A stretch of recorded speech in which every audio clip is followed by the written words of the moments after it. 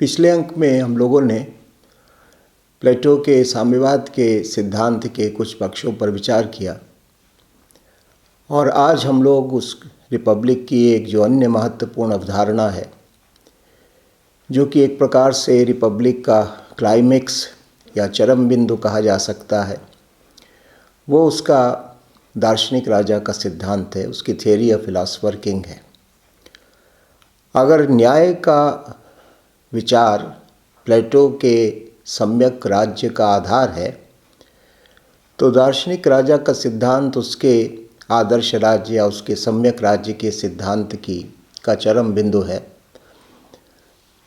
और रिपब्लिक में एक जो महत्वपूर्ण चिंता प्लेटो की बार बार झलकती है, वो ये कि शासन प्रणालियाँ जो कि प्रचलन में हैं, वे इतनी विकृत क्यों हैं, वे इतनी समस्याग्रस्त क्यों हैं।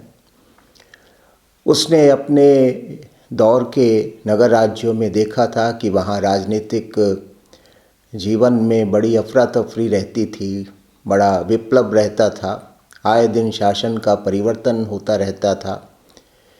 जो नगर राज्य की प्रजा थी वो शासकों के क्रियाकलापों से कतई असंतुष्ट रहती थी।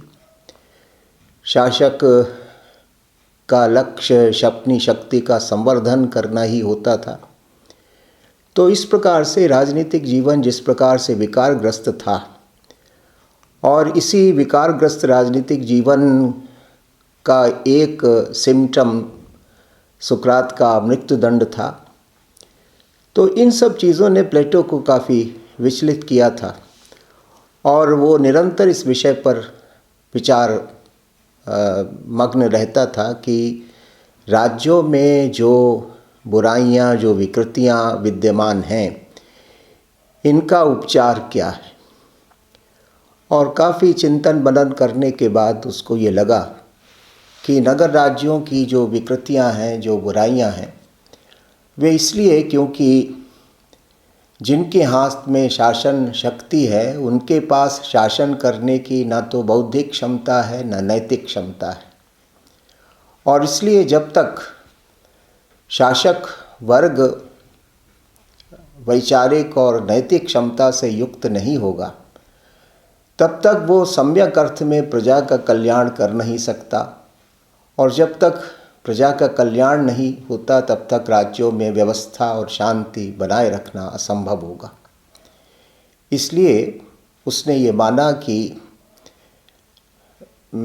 उसी राज्य में सही अर्थ में प्रजा का कल्याण हो सकता है जो राज्य दार्शनिकों के यानी ज्ञानवान लोगों के द्वारा संचालित हो। और जो कि उसका प्रसिद्ध कथन है कि जब तक राजा दार्शनिक नहीं बन जाते या जब तक राजाओं में दार्शनिकता का भाव नहीं आ जाता, तब तक राज्यों को उनकी विकृतियों से, उनकी समस्याओं से मुक्ति मिलने वाली नहीं है।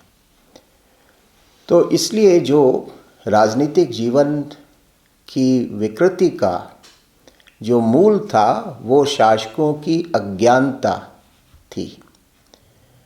और जो कि सुकरात और प्लेटो दोनों का एक मूल सिद्धांत रहा है कि जहाँ ज्ञान है वहीं सद्गुण संभव है, और जहाँ सद्गुण होगा वहीं पर सुव्यवस्था भी होगी।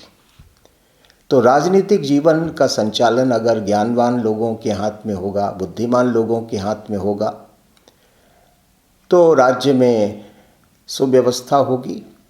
लेकिन अगर विभिन्न प्रकार के षड्यंत्रों के द्वारा, विभिन्न प्रकार के तिकड़मों के द्वारा अज्ञानी लोग शासन में आ जाएंगे, तो इससे राज्यों में अनेक प्रकार की विकृतियां पैदा होंगी और प्रजा का जो जीवन है वो दूभर हो जाएगा। और इस प्रकार की विकृतियां उसके समय के जो लोकतंत्र थे और उसके समय के जो वर्ग तंत्र थे और उसके समय के जो निरंकुश तंत्र थे, उसमें भली प्रकार से परिलक्षित हो रही थी। इसलिए उसने जो राजनीतिक जीवन की जो बीमारी देखी, उसका उपचार उसने दार्शनिक राजा के शासन को माना। और इसीलिए प्लेटो ने जो फिलॉसफर किंग का जो अपना सिद्धांत है वो प्रतिपादित किया। और रिपब्लिक का अगर एक महत्वपूर्ण सिद्धांत न्याय का सिद्धांत है तो उसका दूसरा अत्यंत महत्वपूर्ण सिद्धांत दार्शनिक राजा का सिद्धांत है। अब प्रश्न ये उठता है कि दार्शनिक राजा से, फिलॉसफर किंग से उसका क्या आशय है और दार्शनिक को ही राजा क्यों होना चाहिए। उसका जो आग्रह है कि only the philosophers should be Kings, तो ये आग्रह उसका क्यों है। यहाँ पर हमें आमतौर से काफ़ी गलतफहमी इस विषय को लेकर व्याप्त है, काफ़ी मिसअंडरस्टैंडिंग है। क्योंकि आमतौर से हम लोग कहते हैं कि दार्शनिक लोग तो संसार और संसार के विषयों के प्रति उदासीन होते हैं, राजनीति में तो उनकी कोई रुचि नहीं होती। तो ऐसी स्थिति में उनको राजसत्ता सौंपने से क्या लाभ होगा या क्या प्रयोजन सिद्ध होगा। जब हम इस प्रकार का तर्क, और इस प्रकार का तर्क स्वयं रिपब्लिक में ग्लॉकन और एडिमेंटस ने उठाया भी है कि आमतौर से जो फिलासफर्स होते हैं वो तो डिसइंटरेस्टेड होते हैं संसार और संसार के मामलों में, और ख़ास तौर से राजनीतिक जीवन के प्रति उनमें एक उपेक्षा का भाव, उदासीनता का भाव होता है। वो राजपद स्वीकार करेंगे ही नहीं, शासन का संचालन करने का दायित्व वो स्वीकार करेंगे ही नहीं। और प्लेटो कहता है कि दार्शनिक को ही शासक होना चाहिए। तो ये प्रश्न रिपब्लिक में भी आया है, और इस प्रश्न को हम लोग जन सामान्य में और विषय के विद्वानों के बीच भी ये प्रश्न उठता हुआ देखते हैं कि दार्शनिक शासक बनने के लिए क्या तत्पर होंगे, या क्या वे शासक बनने में सक्षम हैं, या वास्तव में क्या वे राज्य का शासन चला पाएंगे अगर उनको ये दायित्व दिया जाता है। तो ये सब प्रश्न दार्शनिक राजा के सिद्धांत के साथ हमेशा से जुड़े रहे। लेकिन यहाँ पर एक जो बड़ी गलतफहमी जो हमारे अंदर होती है जब हम इस प्रकार के प्रश्न उठाते हैं, तो वो दार्शनिक शब्द के अर्थ को लेकर होती है।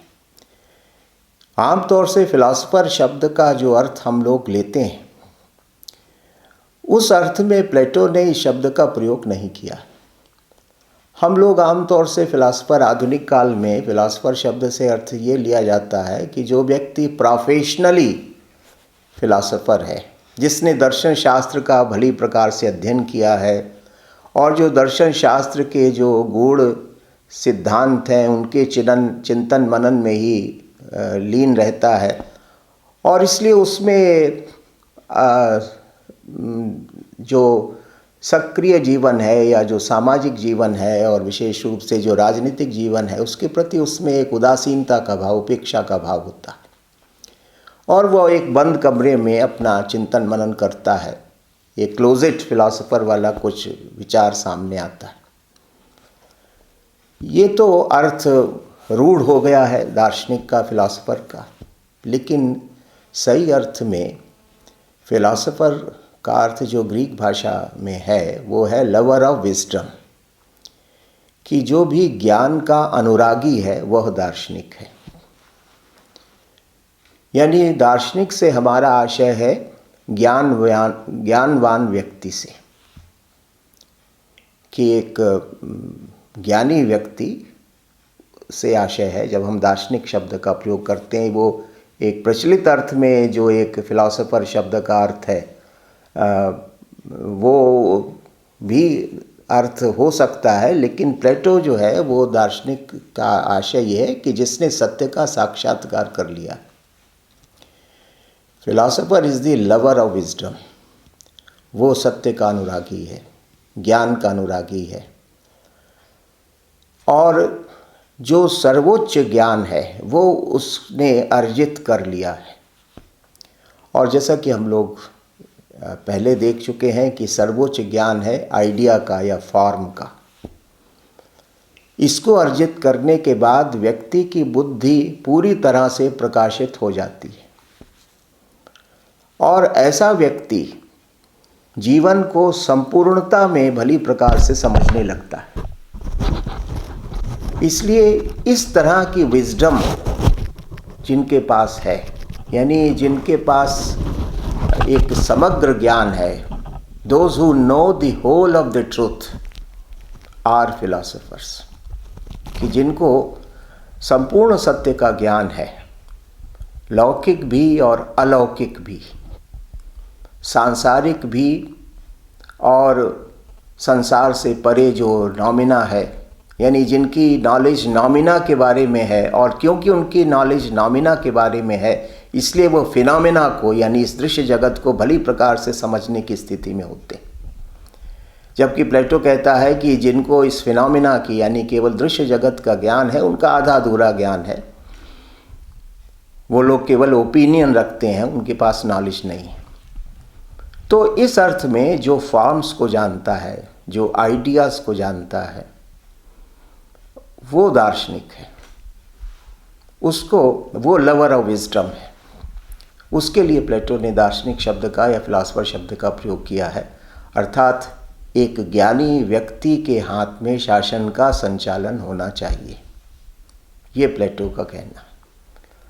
और ज्ञानी भी अल्प ज्ञानी नहीं, आधा अधूरा कचरा ज्ञान रखने वाला व्यक्ति शासक अगर होगा तो राज्य के संदर्भ में जब वो निर्णय लेगा तो वो केवल, जिसको कहते हैं कि वो उसके जो निर्णय हैं वो एक तरह से एडवेंचर्स होंगे या मिस एडवेंचर्स होंगे। क्यों? क्योंकि उसको जीवन का संपूर्ण ज्ञान नहीं है। इसलिए वो कहता है कि जिसको जीवन के सभी पक्षों का संपूर्ण ज्ञान है, जब वो राज्य का दायित्व संभालेगा तो वो राज्य के विषय में जो भी निर्णय लेगा वो निर्णय परिपक्व होगा, दूरदर्शितापूर्ण होगा और सम्यक होगा। क्यों? क्योंकि वो सभी पक्षों पर विचार करके लिया गया निर्णय होगा। वो केवल आधे अधूरे तरीके से लिया गया निर्णय नहीं होगा, बल्कि निर्णय लेने से पहले उसने एक प्रश्न के, एक समस्या के, प्रजा के कल्याण के सभी पक्षों पर भली प्रकार से विचार कर लिया होगा, लौकिक दृष्टि से भी, पारलौकिक दृष्टि से भी। तब जाके, क्योंकि प्रजा का जो कल्याण होता है उसके बहुत सारे डायमेंशंस होते हैं। मान लिया कोई निर्णय लौकिक दृष्टि से अच्छा प्रतीत हो रहा है, लेकिन वही निर्णय पारलौकिक कल्याण की दृष्टि से घातक है, हानिकारक है। तो इसलिए मनुष्य का क्योंकि संपूर्ण कल्याण करना है, तो फिर मनुष्य का संपूर्ण कल्याण वही कर सकता है जिसको कि जीवन का संपूर्ण ज्ञान हो, जिसको परफेक्ट नॉलेज हो। तो जो परफेक्ट नॉलेज जिसके पास होगी, वो जो नीतियां बनाएगा, वो जो कार्यक्रम बनाएगा, वो जो मार्गदर्शन देगा, वही मार्गदर्शन राज्य के लिए और प्रजाजनों के लिए कल्याणकारी होगा, उपयोगी होगा। और प्लेटो यहाँ पर एक रूपक के द्वारा, एक जहाज के रूपक के द्वारा कहता है कि एक जहाज का सुचारू संचालन वही कर सकता है, वही नाविक कर सकता है जिसको कि ऋतु का भी और काष्ठ कला का भी और समुद्र का भी, और इस तरह से इन सभी पक्षों का भली प्रकार से ज्ञान हो। या जैसे कि वो फिजिशियन का भी दृष्टांत देता है कि वही फिजिशियन हमारे रोग की सम्यक चिकित्सा कर सकता है जिसको संपूर्ण शरीर का भली प्रकार से ज्ञान हो। अगर कोई नीम हकीम है तो वो रोग को कम नहीं करेगा, बल्कि अपने उपचार के द्वारा रोग और बढ़ाएगा। इसलिए अज्ञानियों और अल्प ज्ञानियों के हाथ में शासन सत्ता नहीं होनी चाहिए। शासन सत्ता सदैव ज्ञानी व्यक्तियों के हाथ में होना चाहिए। वो और ऐसे लोग क्योंकि समाज में थोड़े होते हैं जिनको इस प्रकार का ज्ञान होता है, इसलिए एक प्रकार की इंटेलेक्चुअल एरिस्टोक्रेसी को वो शासन करने का अधिकार प्रदान करता है, क्योंकि ऐसे ज्ञानियों की संख्या समाज में कम होती है।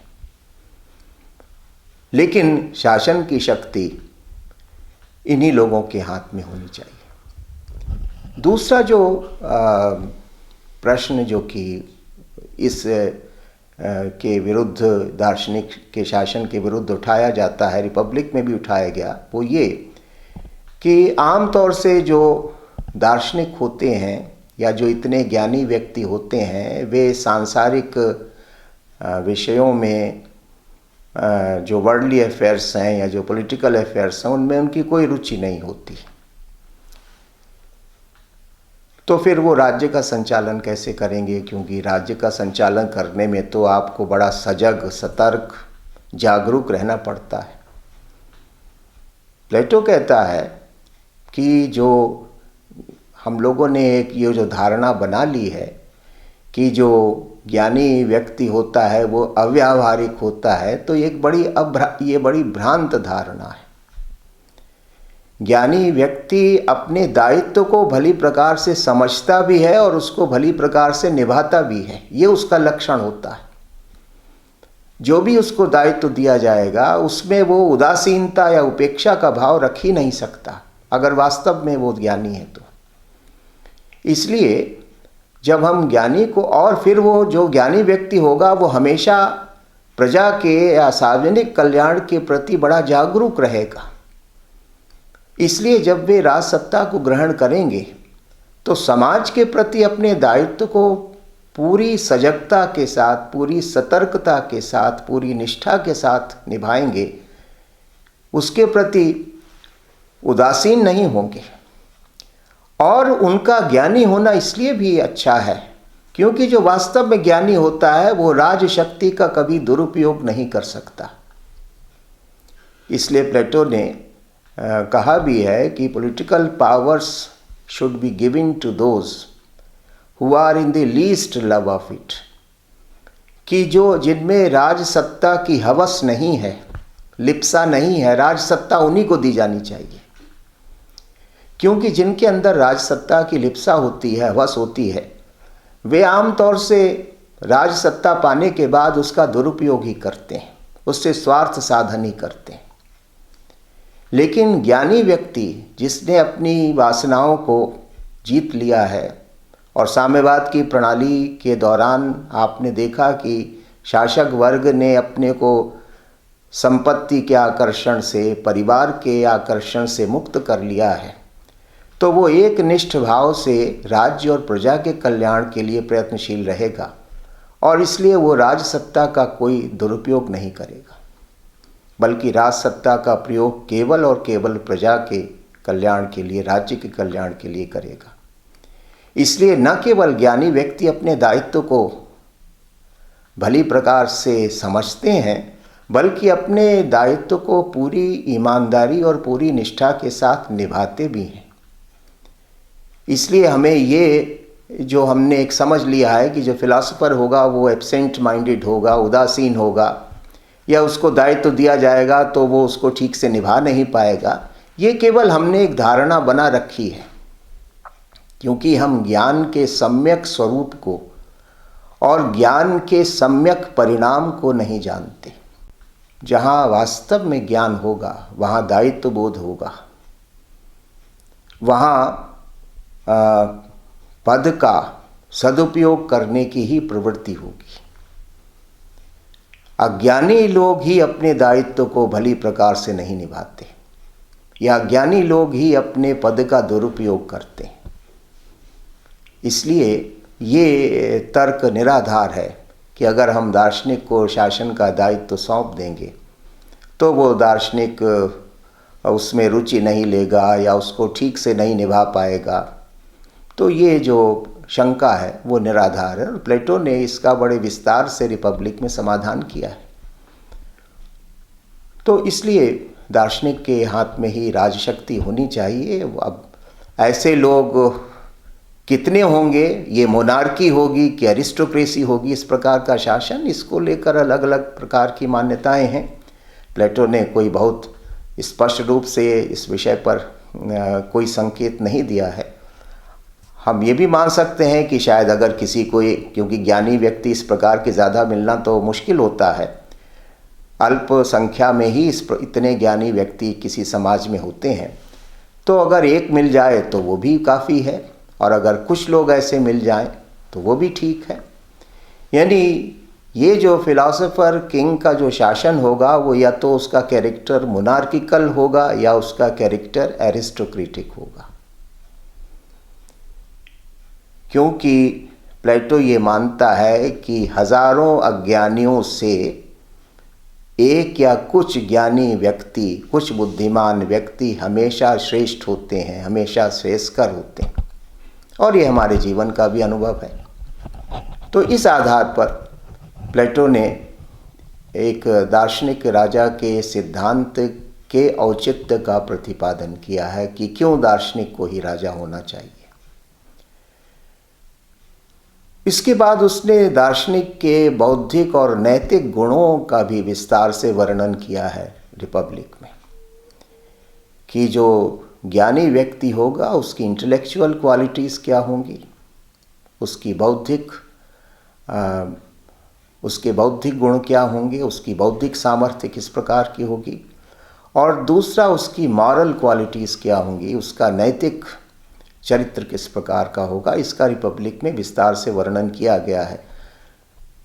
प्लेटो कहता है कि बौद्धिक दृष्टि से जो दार्शनिक होगा वो संपूर्ण सत्य का ज्ञाता होगा, दूरदर्शी होगा, वो तीव्र बुद्धि का होगा, तीव्र स्मरण शक्ति का होगा, क्योंकि उसने सत्य का साक्षात्कार किया है, इसलिए उसके अंदर किसी भी प्रकार की संकीर्णता, किसी प्रकार की नैरोनेस, किसी प्रकार का द्वेष, किसी प्रकार की प्रेजुडिस नहीं होगी।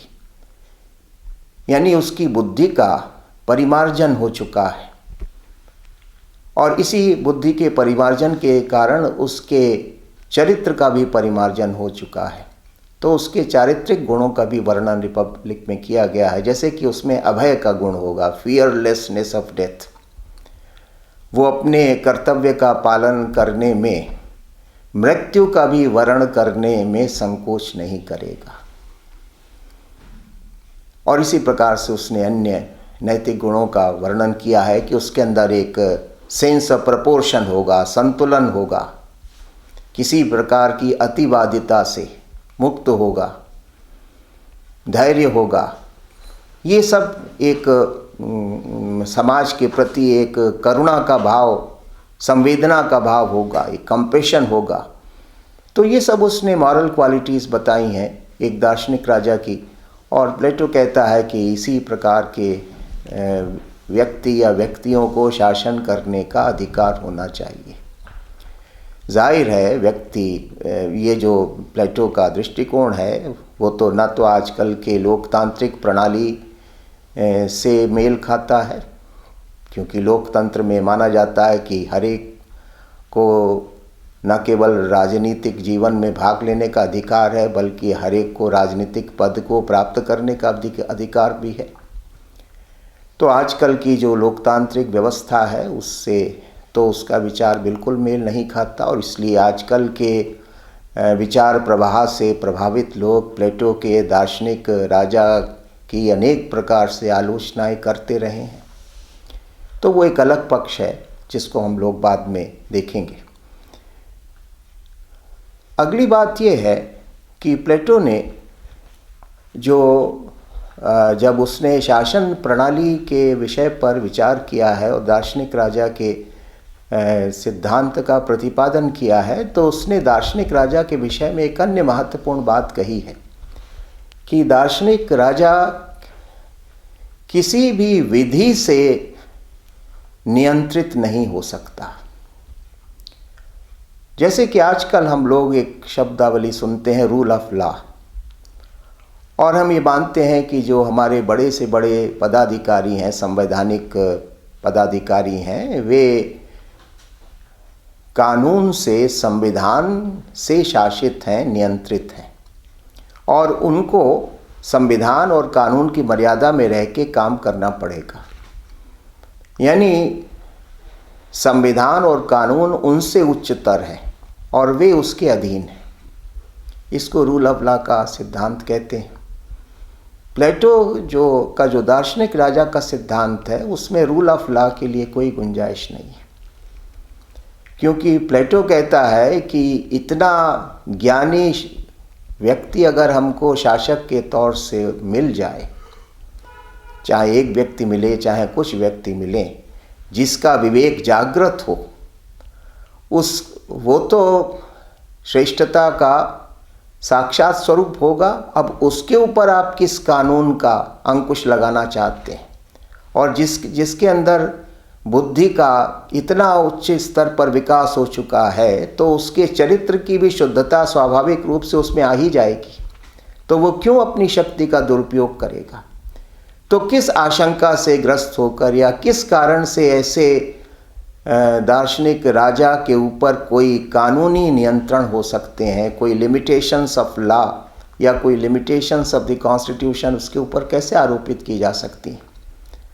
और इस बारे में उसने एक बड़ी महत्वपूर्ण बात कही है, living knowledge is much better than the dead letter of law.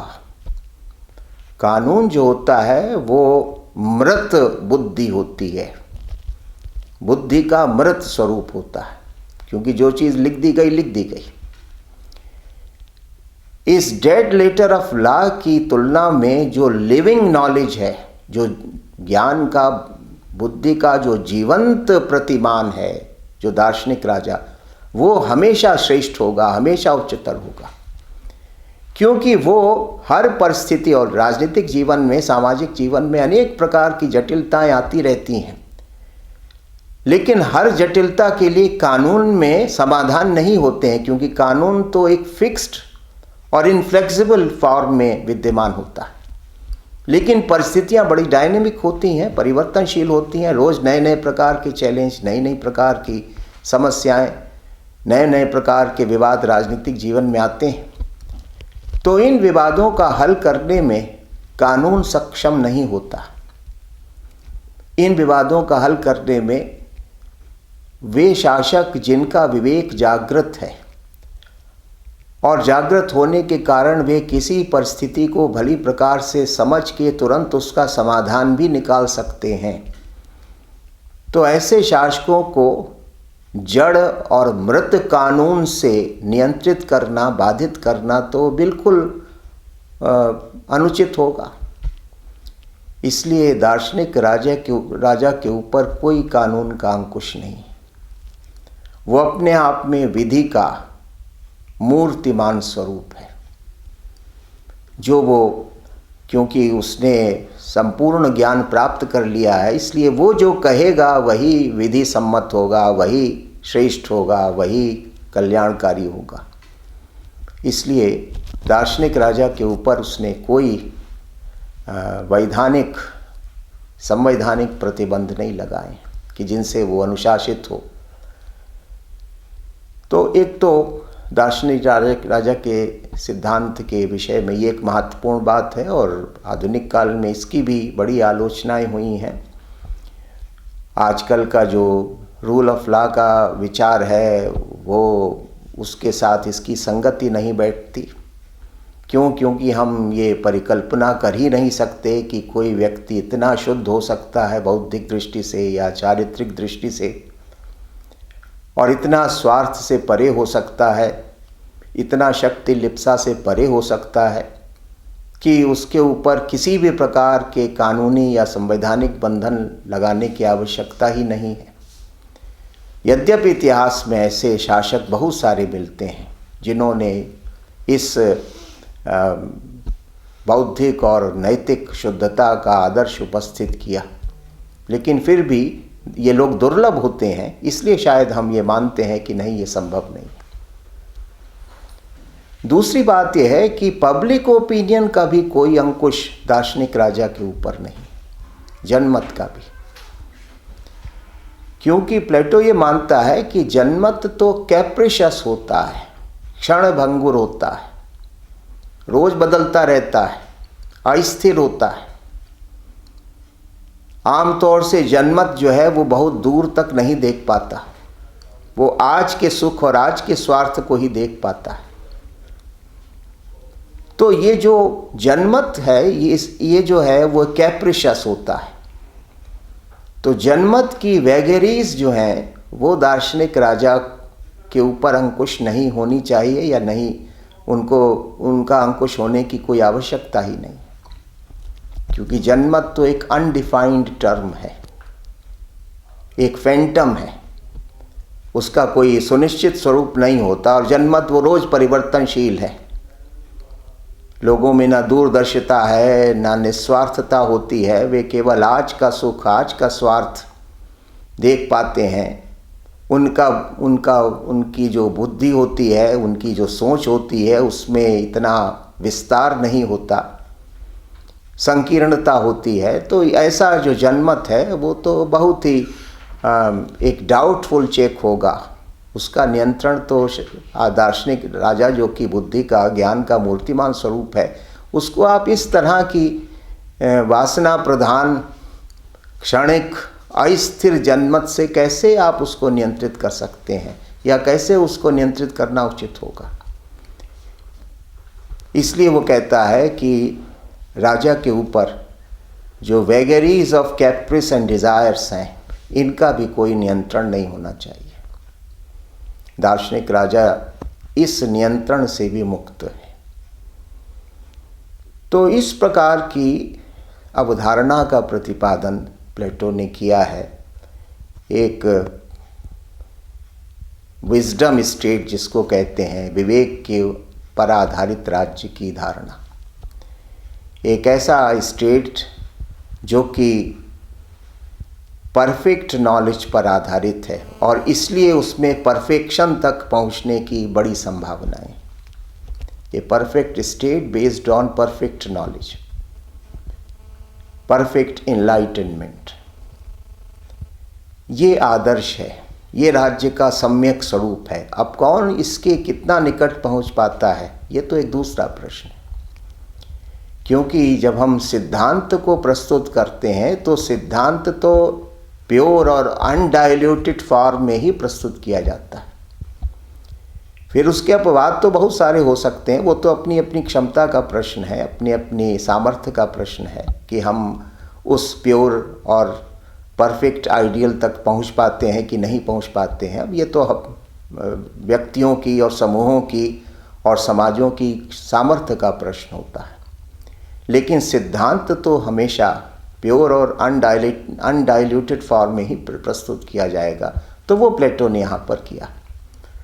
तो इस आधार पर प्लेटो ने अपने दार्शनिक राजा के सिद्धांत का प्रतिपादन किया, और उसने ये स्वयं माना है कि ये इस प्रकार का राज्य, this ideal state is laid up in heavens, कि ये तो आपके सामने हमने एक राज्य का शुद्ध स्वरूप प्रस्तुत कर दिया है। अब कौन इसको कितना अंगीकार कर पाता है या नहीं कर पाता है, ये तो फिर उसको समझना है, उसको जानना है। और जैसा कि हम लोग जानते हैं कि उसने सिराक्यूज में 2 बार प्रयास भी किया वहाँ के शासकों को आदर्श शासक बनाने का, दार्शनिक राजा बनाने का, और वो दोनों प्रयासों में असफल हुआ।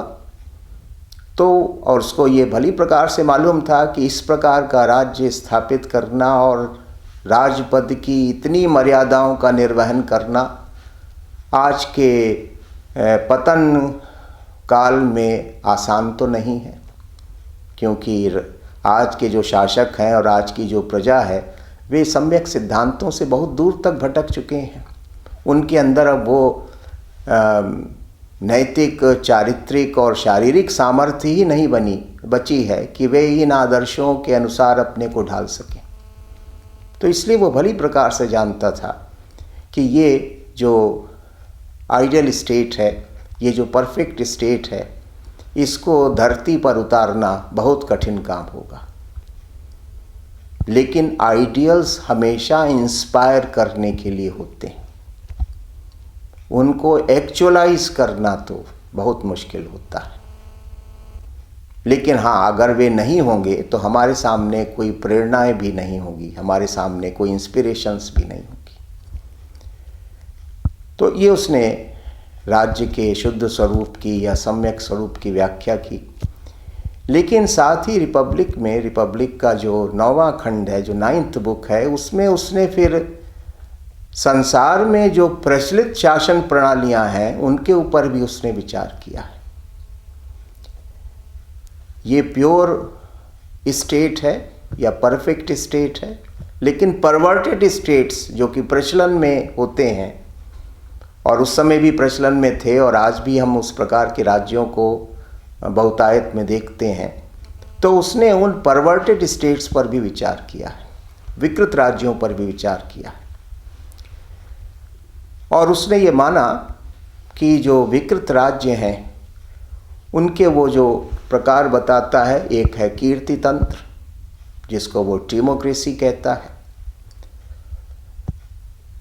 आदर्श राज्य से जब किसी राज्य का पतन होता है तो उसका पहला चरण टीमोक्रेसी या कीर्ति तंत्र होता है। दूसरी जो स्टेज होती है वो होती है वर्ग तंत्र की, ऑलिगार्की की।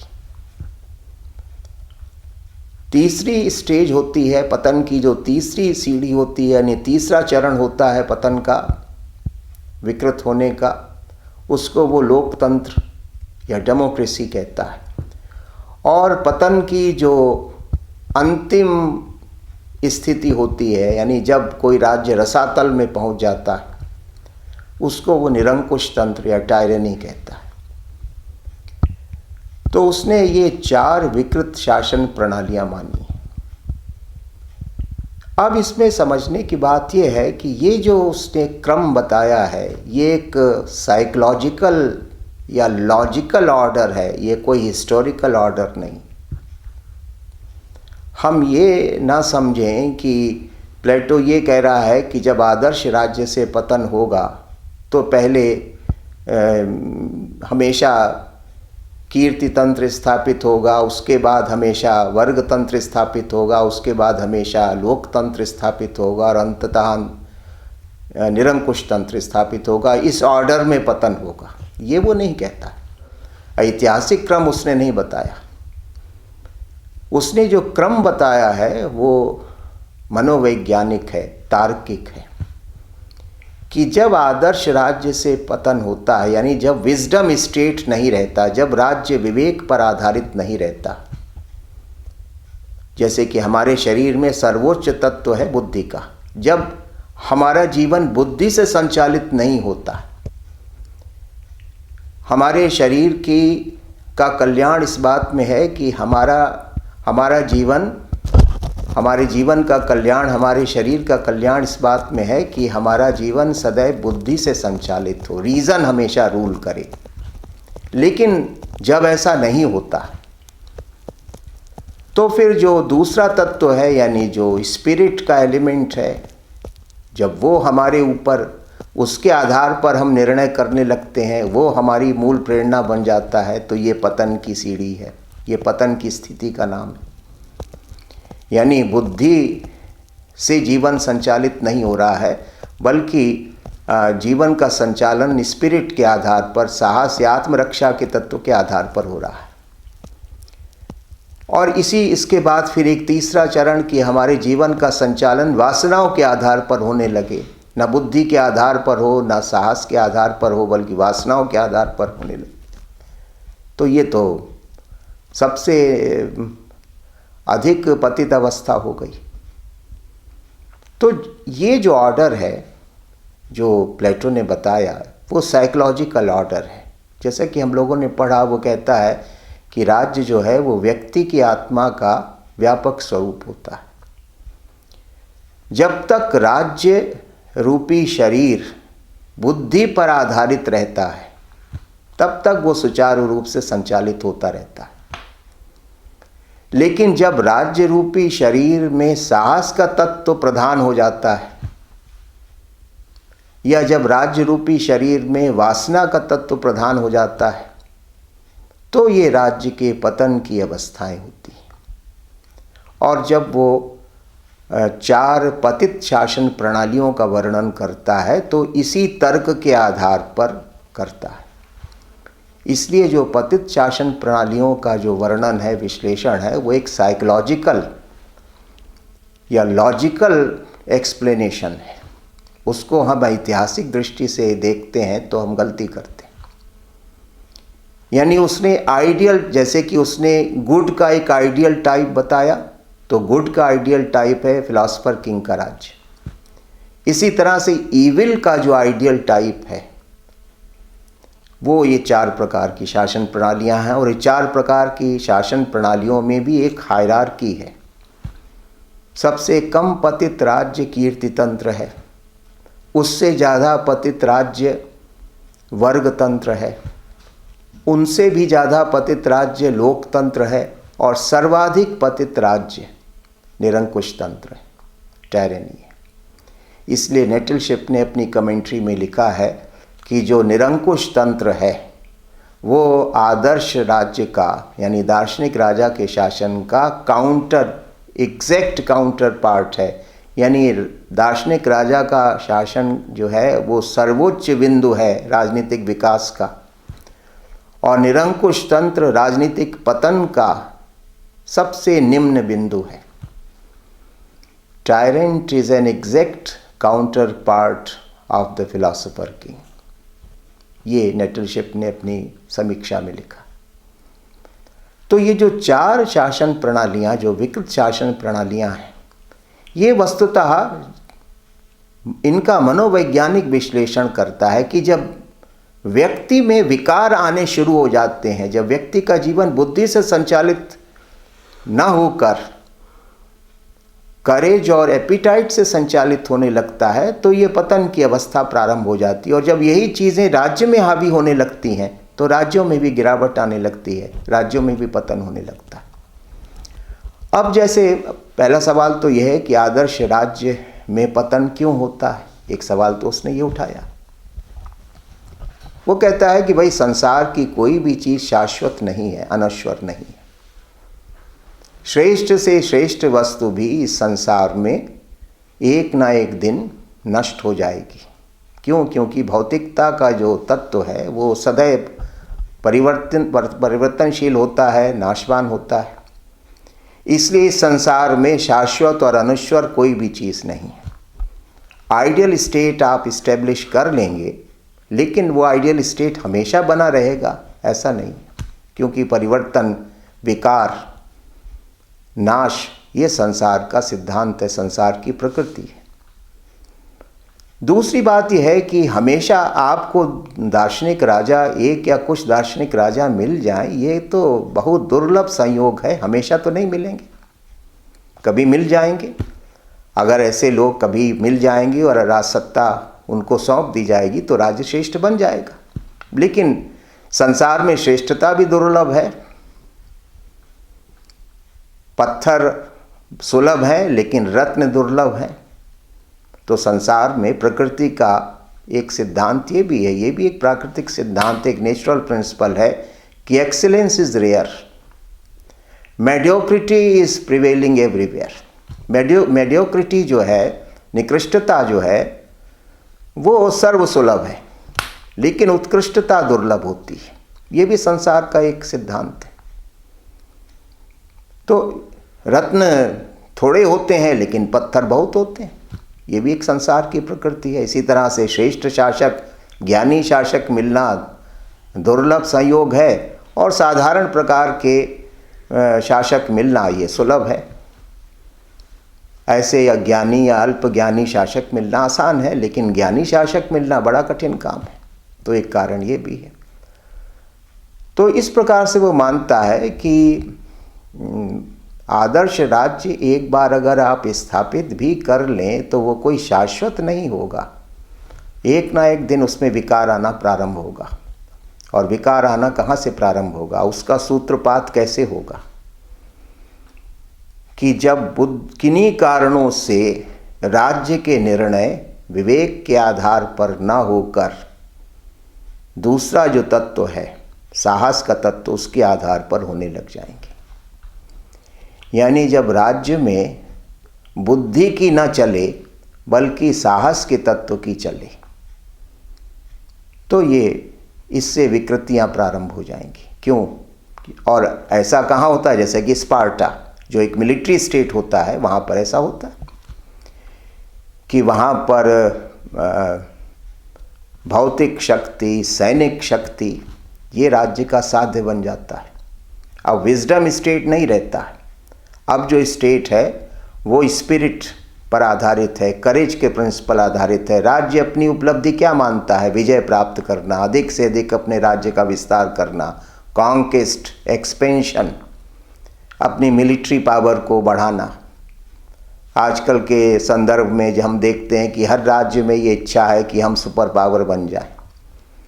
तो ये जो महत्वाकांक्षा है, शक्ति की Lipsa, might, power, conquest, expansion, जब ये राज्य के लक्ष्य बन जाते हैं तो ये राज्य की गिरावट का सूचक है। क्यों? क्योंकि इससे यहाँ पर जो बुद्धि है वो सैनिक उद्देश्यों के लिए प्रयुक्त होने लगती है, और ये बुद्धि का दुरुपयोग है, मिसयूज ऑफ रीज़न है। क्योंकि बुद्धि जो है वो केवल शारीरिक या भौतिक या सैनिक उद्देश्यों की अनुचर बन जाए, उनकी स्लेव बन जाए, ये बुद्धि का पतन है, बुद्धि का मिसयूज है। तो ऐसे जो राज्य होते हैं उनको वो डेमोक्रेसी कहता है, कीर्ति तंत्र कहता है कि ज़्यादा से ज़्यादा हमारी कीर्ति, राजा का उद्देश्य क्या होता है? ज़्यादा से ज़्यादा हमारी शक्ति बढ़े, हमारी कीर्ति बढ़े, दूसरे लोग हमसे भयभीत रहें।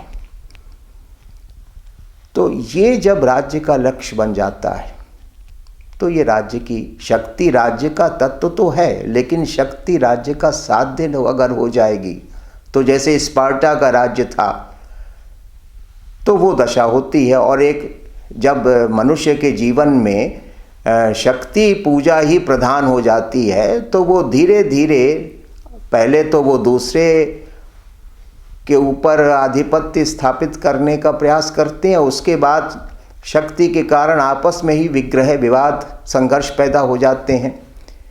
तो इसलिए शक्ति अर्जन ये राज्य का साध्य नहीं हो सकता। शक्ति एक साधन तो है राज्य का, लेकिन वो राज्य का साध्य नहीं हो सकती। और अगर वो राज्य का साध्य बन गई है तो एक सैनिक राज्य का निर्माण होता है, जिसमें अनुशासन वगैरह तो दिखाई पड़ते हैं, लेकिन वो राज्य क्योंकि केवल और केवल वो शारीरिक और भौतिक शक्ति को साध्य मानता है, तो धीरे धीरे जो हमारे जीवन के, हमारे व्यक्तित्व के जो श्रेष्ठ पक्ष हैं वो धीरे धीरे कमज़ोर पड़ने लगते हैं। और ऐसे राज्य में केवल विजय प्राप्त करना या बड़ी बड़ी सैनिक उपाधियां प्राप्त करना, प्रशंसा प्राप्त करना, यही लक्ष्य हो जाता है। और इस प्रकार से शासक वर्ग में एक दंभ और अहंकार का उदय होता है। तो ये राज्य जो कि शक्ति पूजा पर केंद्रित है, आधारित है, उसमें प्रजा का सम्यक कल्याण नहीं होता, क्योंकि प्रजा का समग्र कल्याण करने की शक्ति तो बुद्धि के पास होती है, बुद्धि पर आधारित राज्य में होती है। आप जैसे शरीर के किसी एक अंग को बलिष्ठ बना लें लेकिन दूसरे अंगों की उपेक्षा कर दें, तो ये सही अर्थ में शरीर को बलिष्ठ बनाना नहीं हुआ। इसी प्रकार से कोई राज्य सैनिक दृष्टि से, सामरिक दृष्टि से शक्तिशाली बन जाए, सुपर पावर बन जाए, लेकिन अगर वो आत्मिक दृष्टि से कमज़ोर हो रहा है, नैतिक दृष्टि से कमज़ोर हो रहा है, और ऐसा होता ही है जब कोई राज्य सैनिक और सामरिक दृष्टि से अपने को शक्तिशाली बनाने का प्रयास करता है, तो उसका ध्यान आत्मिक और नैतिक पक्षों की तरफ से हट जाता है। जैसा कि स्पार्टा में हम लोग जानते हैं जैसा कि हुआ था, और स्पार्टा एकांत भी हो गया इसीलिए। तो इसलिए जो डेमोक्रेसी है वो एक प्रकार का सैनिक शासन है, और सैनिक शासन में आमतौर से जो शासक वर्ग होता है वो प्रजा के लिए भी एक खतरा बन जाता है, और आसपास के राज्यों के लिए, जो वैश्विक अन्य राज्य हैं, उनके लिए भी वो खतरा बन जाता है, क्योंकि वो अपनी शक्ति का निरंतर विस्तार करता है और इसी को साध्य मान लेता है। भारतीय राजनीतिक चिंतन में भी और यूनानी राजनीतिक चिंतन में भी कॉन्क्वेस्ट और एक्सपेंशन, ये राज्य के उचित लक्ष्य कभी नहीं माने गए। Conquest is not the legitimate end of the state. Expansion is not the legitimate end of the state. तो इसलिए जब बुद्धि के शासन का अंत होता है तो एक पहली स्टेज जो पतन की आती है वो इस प्रकार के सैन्य शासन की आती है। अब सैन्य शासन का जो आगे पतन होता है तब वर्ग तंत्र का उदय होता है। Democracy leads to oligarchy. Democracy से स्वभावतः ऑलिगार्की का जन्म होता है। क्यों? क्योंकि राजा जब विजय प्राप्त करता है, शक्ति का विस्तार करता है, तो उसके पास काफ़ी धन संपत्ति आने लगती है, उसके पास वेल्थ का एक्यूमुलेशन होता है, शासकों का जीवन बड़ा लग्जूरियस बन जाता है समाज में। और जब समाज में धन संपत्ति की असाधारण वृद्धि होती है और समाज में बुद्धि के तत्व का उसी अनुपात में क्षरण होने लगता है, तो फिर धन संपत्ति साध्य बनने लगती है। और ये स्थिति होते होते अंततः जो धनिक वर्ग हैं वे समाज में पूज्य माने जाने लगते हैं। और ऑलिगार्की क्या है? धनिकों का शासन है, रूल ऑफ द रिच है। इस प्रकार से डेमोक्रेसी से ऑलिगार्की की उत्पत्ति होती है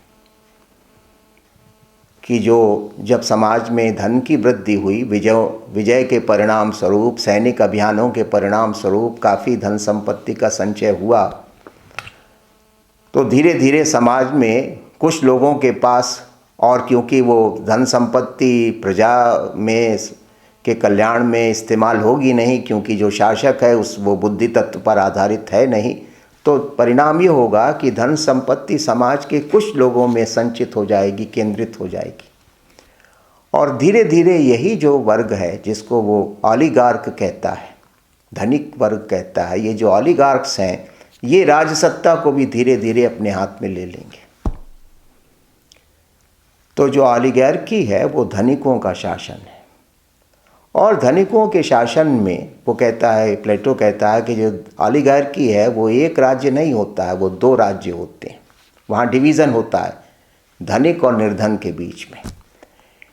ये जो धनिक है वे बहुत ही विलासिता का जीवन जीते हैं, राज्य की सारी संपत्ति और सारे संसाधनों का अपने हित में प्रयोग करते हैं। वे निर्धनों से घृणा करते हैं, वे निर्धनों की कोई चिंता नहीं करते, जबकि निर्धन उनसे द्वेष भाव, ईर्ष्या भाव रखते हैं। उनको ये लगता है कि हमारी दुर्दशा का कारण ये चंद धनिक लोग हैं। लिहाजा जनता में एक विभाजन पैदा हो जाता है। इसलिए वो कहता है कि जो ऑलिगार्की है उसमें एक राज्य नहीं है, वो एक राज्य नहीं होता, एक state of the rich and the state of the poor, इस तरह से दो हिस्सों में विभाजित होता है। वहाँ पर एक डिवाइड पैदा हो जाता है। और धनिक वर्ग जो है वो प्रजा का शोषण करता है, उत्पीड़न करता है, दमन करता है। वहाँ पर बुद्धि जो है वो वेल्थ को सर्व करने का काम करती है। जैसे कि डेमोक्रेसी में हम लोगों ने देखा कि जो बुद्धि, जो कि सर्वोच्च तत्व है, वो स्पिरिट की गुलाम बन जाती है, सैन्य तत्व की सेवा करने लगती है। ये उसका दुरुपयोग है, ये उसकी गिरावट है कि रीज़न साध्य नहीं रहा, साध्य हो गया। ऑलिगार्की में बुद्धि और गिरती है, क्योंकि अब यहाँ पर बुद्धि जो है वो धन की सेवा में लग गई। बुद्धि का प्रयोग इसमें होने लगा कि कैसे ज़्यादा से ज़्यादा संपन्नता बढ़ाई जाए अपनी, कैसे ज़्यादा से ज़्यादा संपत्ति का दोहन किया जाए, कैसे ज़्यादा से ज़्यादा विलासिताओं का उपयोग किया जाए। तो इसलिए यहाँ पर जो बुद्धि का तत्व है वो धन के अधीन है। ये अननेचुरल रिलेशन है। नेचुरल रिलेशन है कि बुद्धि के नियंत्रण में धन होना चाहिए, तब धन की स्थिति कल्याण करने की होती है। लेकिन अगर धन के नियंत्रण में बुद्धि होगी, यानी धन साध्य बन जाएगा और बुद्धि साधन, तो ये तो विनाशकारी स्थिति होती है। इसमें समाज में धनिकों का आधिपत्य, उनका बोलबाला, उनकी नीति, उनके कार्यक्रम अपने हित में, अपने स्वार्थ में चलते हैं और प्रजा जो है वो पिसती रहती है, कष्ट उठाती रहती है। तो ये जो वर्ग तंत्र है, ये जो ऑलिगार्की है, वो पतनशील समाज की एक दूसरी अवस्था है। अब इस ऑलिगार्की का परिणाम लोकतंत्र होता है। Oligarchy produces democracy. ऑलिगार्की से लोकतंत्र का जन्म होता है, लॉजिकली, साइकोलॉजिकली। क्यों? क्योंकि जब ऑलिगार्क्स बहुत लंबे समय तक शासन करते हैं और जिसके कारण प्रजा उनसे बहुत नफरत करती है, क्योंकि वो केवल अपने सुख की, अपनी विलासिता की चिंता करते हैं, वो बाकी बड़ी संख्या में जो गरीब लोग हैं उनकी कोई चिंता नहीं करते या उनके सामने केवल कुछ टुकड़े डाल देते हैं। और समाज में निर्धनों की संख्या और निर्धनों का कष्ट बेतहाशा जब बढ़ जाता है तो सारे निर्धन जो हैं वो विद्रोह कर देते हैं धनिकों के खिलाफ और अंततः अपने संख्या बल के आधार पर वे शासन शक्ति अपने हाथ में ले लेते हैं और वहीं से डेमोक्रेसी का उदय होता है। ग्रीक भाषा में डेमोस जो है वो कोई बहुत अच्छा शब्द नहीं है। डेमोस का मतलब होता है कि एक अनपढ़ भीड़, अज्ञानी भीड़, और इसलिए जो डेमोक्रेसी है वो भी अज्ञानियों का शासन कही गई है, रूल ऑफ द इग्नोरेंट।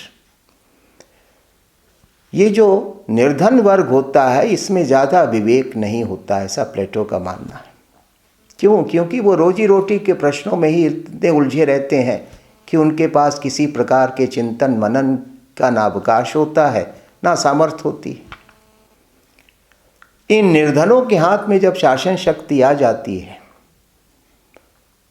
तो उससे क्या होता है कि जो हमारी दूसरी एपिटाइट्स, ऑलिगार्की में तो जो धन की तृष्णा है वो प्रबल थी, लेकिन डेमोक्रेसी में बाकी जितनी भी हमारी तृष्णाएं होती हैं, जिनको वो अननेसेसरी एपिटाइट्स कहता है,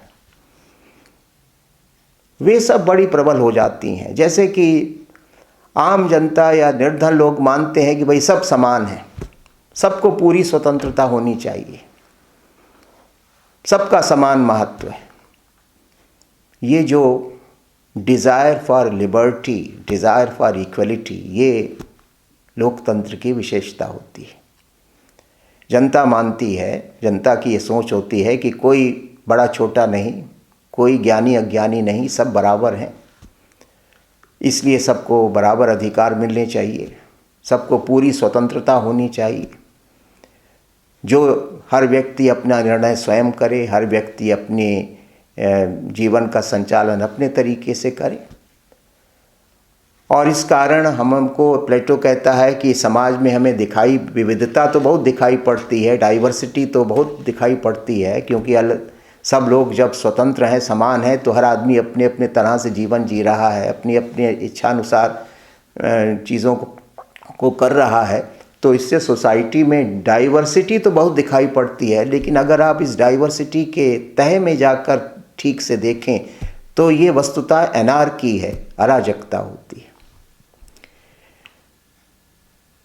इसलिए प्लेटो ने लिखा है कि democracy is an anarchic form of society full of variety, कि लोकतंत्र में वैरायटी और डाइवर्सिटी तो बहुत दिखाई पड़ती है। क्यों? क्योंकि सब अपने अपने तरह से जीवन जी रहे हैं, तो आपको बड़ी विविधता दिखाई पड़ेगी, अनेक प्रकार के रूप दिखाई पड़ेंगे, जीवन की अनेक प्रकार की शैलियाँ, अनेक प्रकार के सिद्धांत, अनेक प्रकार की मान्यताएं, और हर व्यक्ति कहता कि नहीं हमारी मान्यता सही है, दूसरा कहता कि नहीं हमारी भी मान्यता सही है, हमारा भी सिद्धांत ठीक है, हमारी भी दृष्टि ठीक है, हमारी जीवन की शैली भी ठीक है। क्यों? क्योंकि सब समान और सब स्वतंत्र हैं। तो इसलिए डेमोक्रेटिक सोसाइटी में बड़ी वैरायटी देखने को मिलती है, ऊपर से बड़ी डाइवर्सिटी देखने को मिलती है। क्यों? क्योंकि सब लोग अपनी अपनी ढपली, अपना अपना राग बजाते हैं। लेकिन ये जो डाइवर्सिटी है ये एब्सेंस ऑफ प्रिंसिपल को सिग्निफाई करती है कि जब जीवन सम्यक सिद्धांत से भटक जाता है, जब सम्यक सिद्धांत पर सबकी निष्ठा डिग जाती है, डोल जाती है, और जब सब लोग अपने अपने जीवन के सिद्धांत और अपनी अपनी जीवन की शैली को खुद बनाने लगते हैं, तो वस्तुतः जीवन का कोई सिद्धांत नहीं होता, व्यवहार का कोई सिद्धांत नहीं होता। फिर तो वो लाइसेंस है, मनमानी है। हर व्यक्ति अपने मन से, अपनी इच्छा से काम कर रहा है, जिसको कि हम लोग चॉइस कहते हैं, कि सब अपनी अपनी चॉइस से अपने अपने डिसीजंस लेकर, और कहते हैं कि भाई हर व्यक्ति के पास इतनी सामर्थ्य है तो सबको करने का अधिकार है। इसलिए डेमोक्रेटिक सोसाइटी में कहने को तो डाइवर्सिटी होती है, लेकिन धीरे धीरे यही डाइवर्सिटी अराजकता में परिणत होने लगती है और समाज अस्त व्यस्त हो जाता है। लोगों का जीवन कलहपूर्ण, अशांतिपूर्ण, विवादग्रस्त होने लगता है। क्यों? क्योंकि सब अपनी अपनी एपिटाइट्स के अनुसार, अपनी अपनी पैशंस के अनुसार काम कर रहे हैं, जीवन जी रहे हैं। तो जीवन में जब कोई एक ऑर्डरिंग प्रिंसिपल नहीं होगा, जब जीवन के कोई निश्चित सूत्र नहीं होंगे, उन निश्चित सूत्रों पर जब कोई सहमति नहीं होगी, और जब हर व्यक्ति अपने जीवन का निर्धारक बन जाएगा, उसका व्याख्याता बन जाएगा, तो समाज में भिन्न भिन्न प्रकार की चीज़ें तो देखने को मिलेंगी।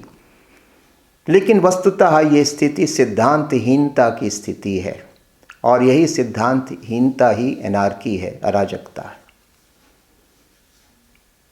कोई अनुशासन नहीं, कोई मर्यादा नहीं, कोई अच्छे बुरे का भेद नहीं, क्योंकि यहाँ पर हर व्यक्ति अच्छे बुरे को स्वयं डिफाइन कर रहा है। तो फिर अगर कोई चीज़ किसी के लिए अच्छी है तो दूसरे के लिए वो चीज़ बुरी है, या वो कहता कि आपका विचार ऐसा होगा, हम तो ऐसा नहीं मानते। तो एक इमोरल या अमोरल एटमॉस्फेयर समाज में पनपने लगता है कि नैतिकता के प्रति, सिद्धांत के प्रति उपेक्षा का भाव, उपहास का भाव, और हर व्यक्ति अपनी नैतिकता, अपने सिद्धांत का आर्किटेक्ट खुद बन जाता है, और इसको वो फ्रीडम कहता है और इसको वो इक्वलिटी कहता है।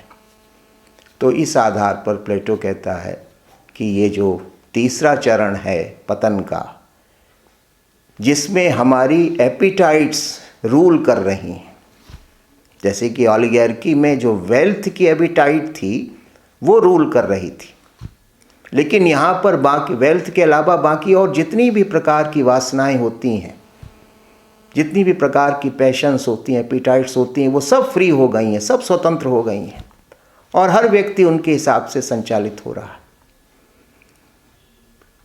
इसलिए लोकतंत्र में धीरे धीरे बड़ी अराजकता की स्थिति पैदा होने लगती है, और जो हमारे शासक होते हैं, डेमागॉग्स जिनके लिए वो शब्द का प्रयोग करता है, जनता के लिए डेमोस और उनके शासकों के लिए डेमागॉग शब्द का प्रयोग करता, दोनों ग्रीक भाषा के शब्द हैं। जो शासक होता है वो, उसका कोई बुद्धि विवेक से ज़्यादा वास्ता होता नहीं, उसका कोई प्रजा का कल्याण करने का कोई आंतरिक भाव होता नहीं, वो तो सत्ता लोलुप होता है और जनता को तरह तरह के नारों में भटका के, लुभा के अपनी शक्ति को बनाए रखना चाहता है। इसलिए क्योंकि जो रूलिंग क्लास है उसके पास कोई विजडम तो है नहीं, वो रूलिंग क्लास भी अपनी एपिटाइट्स के आधार पर काम कर रहा है, प्रजा भी अपनी एपिटाइट्स के आधार पर काम कर रही है। तो सोसाइटी में कोई ऑर्डर, कोई डिसिप्लिन, कोई यूनिटी कैसे हो सकती है?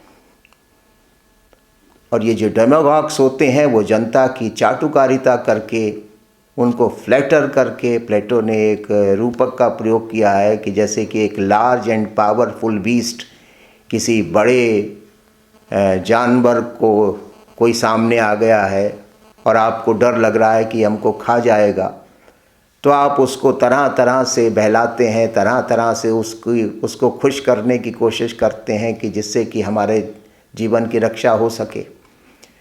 तो जो पब्लिक होती है या जो पब्लिक ओपिनियन होता है, प्लेटो कहता है वो एक लार्ज एंड पावरफुल बीस्ट होता है। उसको अगर शासक वर्ग खुश नहीं रखेगा, आजकल जिसको कहते हैं अपीजमेंट, अगर उसको शासक खुश नहीं रखेगा, शासक अगर उसकी मर्जी के हिसाब से नहीं चलेगा, शासक जनता की वासनाओं को अगर इंडल्ज नहीं करेगा, तो उसकी सत्ता सुरक्षित रहने वाली नहीं है। तो यहाँ पर शासन बुद्धि के आधार पर नहीं हो रहा है, बल्कि एपिटाइट्स को कैसे प्लीज़ किया जाए, सेटिस्फाई किया जाए, लोगों को कैसे फ्लैटर किया जाए कि वे हमारे साथ बने रहें और वे हमारी सत्ता का समर्थन करते रहें।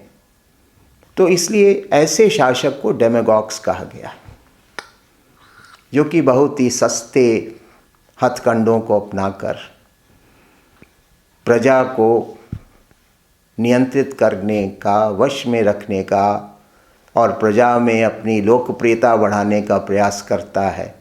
और प्रजा भी देखती है कि ठीक है, हमारी जो वासनाएं हैं, इच्छाएं हैं, वो सब पूरी हो रही हैं, जो कुछ भी हम कहते हैं सरकारें वो कर रही हैं।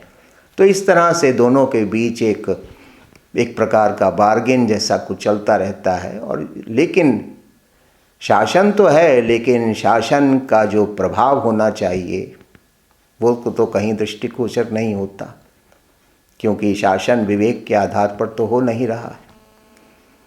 इसलिए डेमोक्रेसी की समस्या ये है कि राज्य भी है, शासन भी है, लेकिन फिर भी अराजकता की स्थितियां दिनों दिन बढ़ती चली जाती। क्यों? क्योंकि शासक वर्ग अपनी नैतिक और बौद्धिक सत्ता को खो चुका है।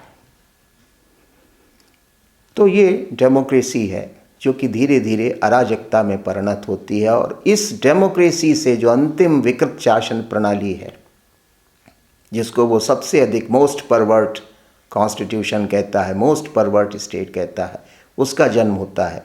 और वो है निरंकुश तंत्र या टायरनी। लोकतंत्र की अराजकता जब बहुत बढ़ जाती है और राज्य संभाले नहीं संभलता, तो कोई एक बहुत चतुर राजनेता परिस्थिति को भांप के और बड़ी चतुराई से सारी शासन शक्ति अपने हाथ में ले लेता है। और यहीं से टायरेंट का यानी निरंकुश शासन का जन्म होता है। तो जो डेमोक्रेसी की जो एनार्की है, उस एनार्की से टिरेनी पैदा होती है, निरंकुश तंत्र पैदा होता है कि एक कोई चतुर राजनेता जन भावनाओं को भड़का के धीरे धीरे राज सत्ता को अपने हाथ में ले लेता है। और वो जब एक बार उसके हाथ में राज सत्ता आ गई, तो वो कोई बुद्धिमान शासक तो है नहीं, वो तो सत्ता लोलुप है। और सत्ता आने के बाद फिर वो सत्ता को छोड़ना नहीं चाहता, तो धीरे धीरे सारी पावर को, राज्य की सारी शक्तियों का, शासन की सारी शक्तियों का कंसंट्रेशन अपने हाथ में करता है।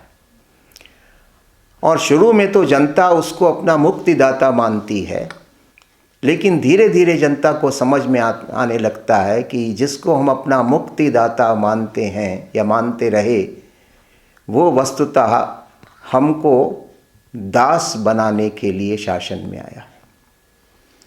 इसलिए जो टिरेनी होती है वो एक प्रकार, उसमें जो टायरेंट है वो मालिक होता है और जो प्रजा होती है वो गुलाम होती है, स्लेव्स होते हैं। उनका जो वास्तविक संबंध है वो यही। और जो टायरेंट है वो केवल और केवल जितनी भी बुराइयां हैं, विकृतियां हैं, उनका मूर्तिमान रूप होता है।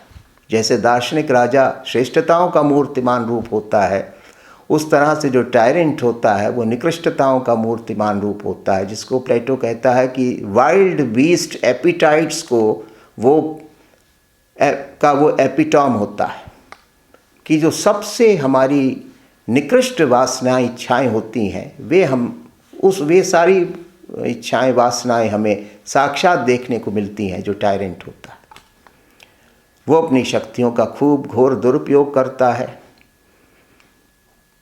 अपने आतंक से राज्य में एक थोड़ा बहुत अनुशासन, थोड़ी व्यवस्था कायम कर देता है और लगता है कि जैसे समाज में शांति स्थापित हो गई है, व्यवस्था स्थापित हो गई है।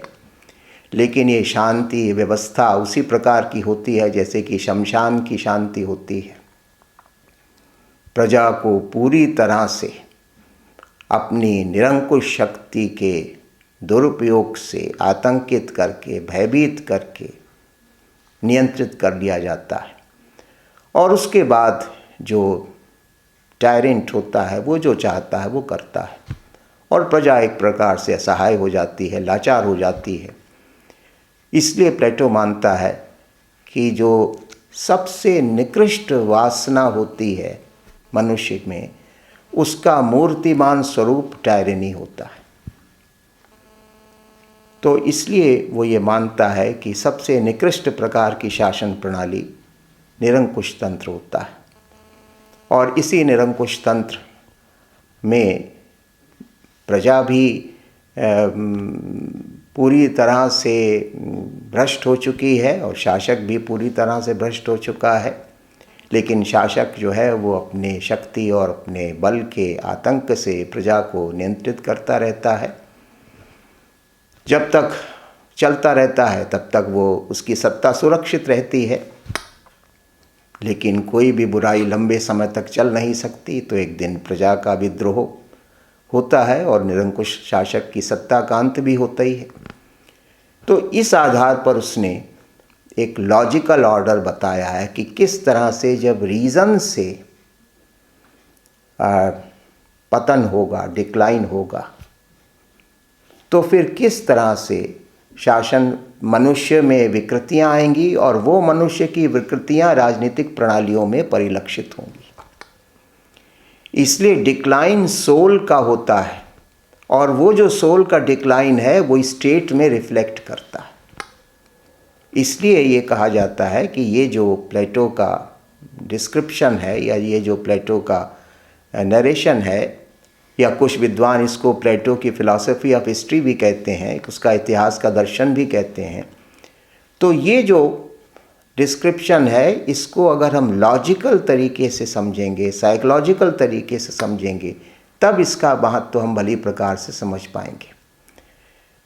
बाकी ऐसे राज्य हमें दिखाई, और उस समय भी इस प्रकार के राज्य थे। यूनान में भी वर्ग तंत्र भी था, निरंकुश तंत्र भी था, लोकतंत्र भी था अनेक राज्यों में। आजकल भी हमें इस प्रकार की शासन प्रणालियाँ दिखाई पड़ती हैं। लेकिन अगर हम शासन प्रणालियों के मूल तत्व को समझने की चेष्टा करें तो प्लेटो का जो एक्सप्लेनेशन है वो आज भी उतना ही प्रभावी है कि जो डेमोक्रेसी है उसका इसेंशियल कैरेक्टर क्या होता है, या जो टायरेनी है उसका इसेंशियल कैरेक्टर क्या होता है। वो हमारी आत्मा के किस दुर्गुण का प्रतिबिंब होती है। कोई भी विकृत शासन प्रणाली हमारी आत्मा के विकार का प्रतिबिंब होती है, और जब वो आत्मा का विकार बड़े पैमाने पर लोगों में, समाज के आ जाता है, तो उसी प्रकार का समाज, उसी प्रकार का राज्य बन जाता है। जब तक वो कुछ एक लोगों में रहता है तब तक वो प्रकट नहीं होता, लेकिन जब वो दुर्गुण सर्वगत हो जाता है, सभी उसकी चपेट में आ जाते हैं, तो राज्य का स्वरूप भी उसी प्रकार का बन जाता है।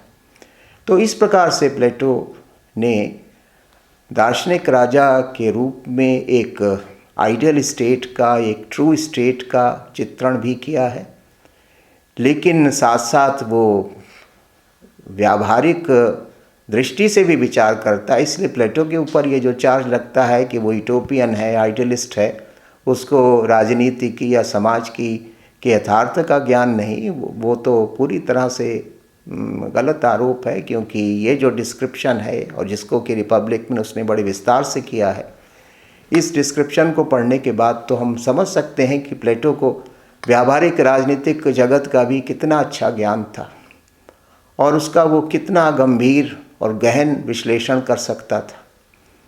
तो ये जो परवर्टेड स्टेट्स हैं, जो कि 4 प्रकार के उसने बताए, डेमोक्रेसी, ऑलिगार्की, डेमोक्रेसी और टायरेनी, ये परवर्टेड स्टेट्स जो होते हैं वो हमें व्यावहारिक जगत में देखने को मिलते हैं।